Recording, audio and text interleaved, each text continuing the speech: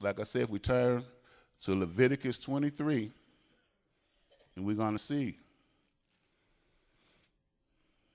And I asked Joel to help me, because I was prepared to come here and sit and listen and be taught by the teacher.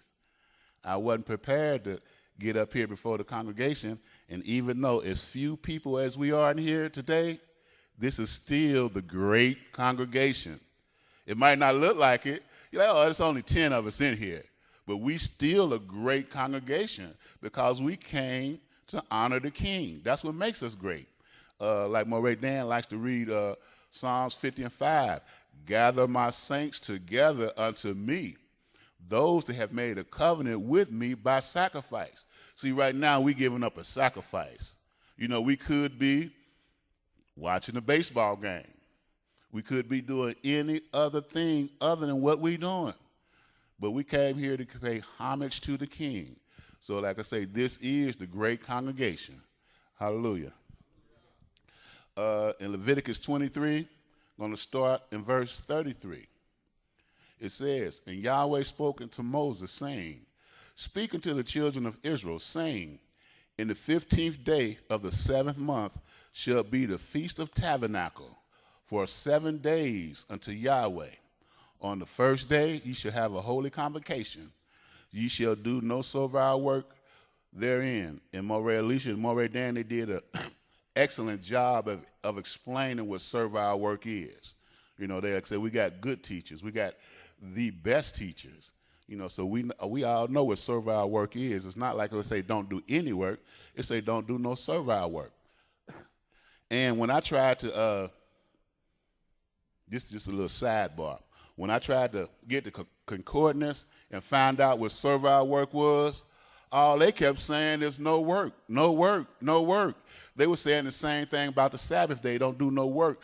But you have to have, like Moray Alicia teaches, that it takes Israel to break down this word. He said he showed his word unto Jacob, his statutes and judgments unto Israel. He has not dealt so with any other people. And as far as his judgments, they have not known them. So the concordance couldn't break down what servile work was.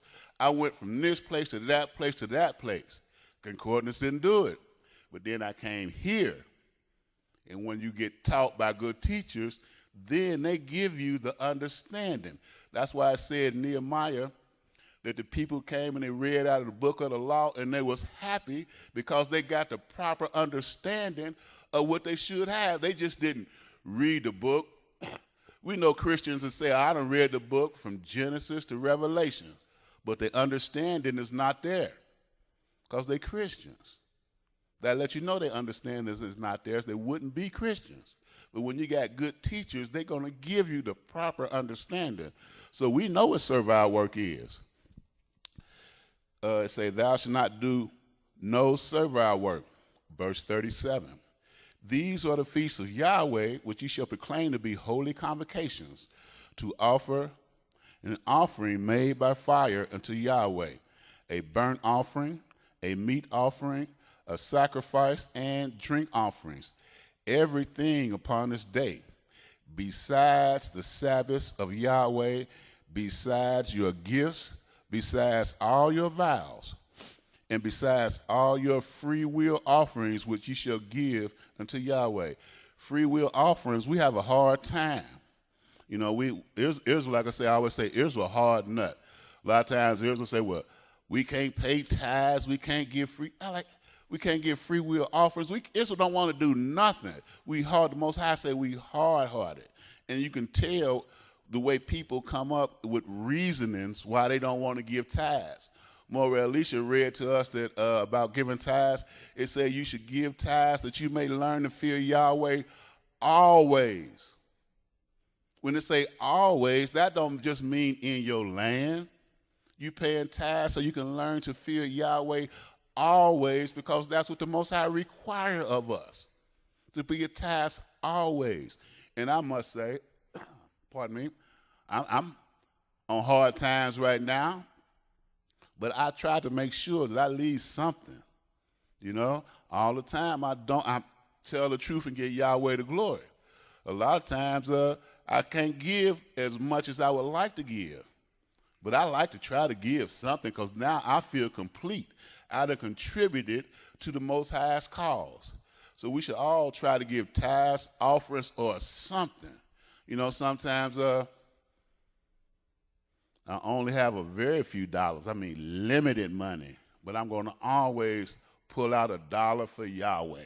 You know, and that's what we should do. We should always, because it's the Most High who wake us up in the morning. We can't wake our own self up. But we should always get tithes, offerings, free will offerings, pay our vows, do all the things that the book say we should do. Verse 39. Say, also in the 15th day of the 7th month, when ye be when you have gathered in the fruit of the land, ye shall keep a feast unto Yahweh 7 days. On the first day shall be a Sabbath, and on the 8th day shall be a Sabbath. And ye shall take you on the first day the broths of the goodly trees, branches of pine trees, and the brooks of the thick trees, broths of the thick trees, and willows of the brook. And ye shall rejoice before Yahweh your Elohim 7 days. And ye shall keep it a feast unto Yahweh 7 days in the year. It shall be a statute forever in your generations. Ye shall celebrate it in the 7th month. Ye shall dwell in booths 7 days. All that are Israelite born shall dwell in booths, that your children may know that I made the children of Israel to dwell in booths when I brought them forth out of the land of Egypt. I am Yahweh your Elohim. And Moses declared unto the children of Israel the feast of Yahweh. And so that's why we dwell in booths before, as a remembrance of when we came out of the land. The Most High had us dwell in booths because when we came out, everybody didn't necessarily have no tent, but we dwelt in booths because we was moved. When the Most High said move, when the cloud moved, we moved. When the cloud stayed still, we stayed still. But we left out in Egypt in a hurry, so all that we didn't have, we left behind. So like I say, the Most High made us dwell in booths. 40 years long did we dwell in booths. 40 years. You know, and the Most High said that while we were, say for those 40 years, he said our shoes didn't grow, our clothes didn't grow old, our shoes didn't wear out. Why not? Because the Most High was in the midst of us, and that was just a small token of his blessing that he instilled upon us. You know, because nowadays, I can wear a pair of shoes, they get comfortable after about a year, but they wore out. You know, they get good and comfortable. They feel good, but they wore out. But they say their shoes didn't wear out for 40 years. The clothes on their back didn't get no holes in them, didn't get wore out. So when the Most High with you, who can be against you? And so it was wonderful for what the Most High did for the children of Israel. And like I say, and they dwell in booths as in remembrance. And it say in 41st verse, and saying, you shall keep this feast unto Yahweh 7 days in a year. It shall be a statute forever in your generations. You shall celebrate it in the 7th month. And see, if you don't know, you say, oh yeah, we can keep the Feast of Tabernacle anywhere we at, because it say keep it a feast in all your generations. You know, but we got the good teachers here in Cincinnati again. We know that this is something that can only be celebrated in the land. Well, if we turn to Deuteronomy 16. And we're going to see why we can only keep it in the land.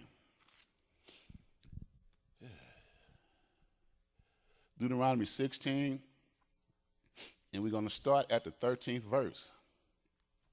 It's saying, thou shalt observe the Feast of Tabernacles 7 days.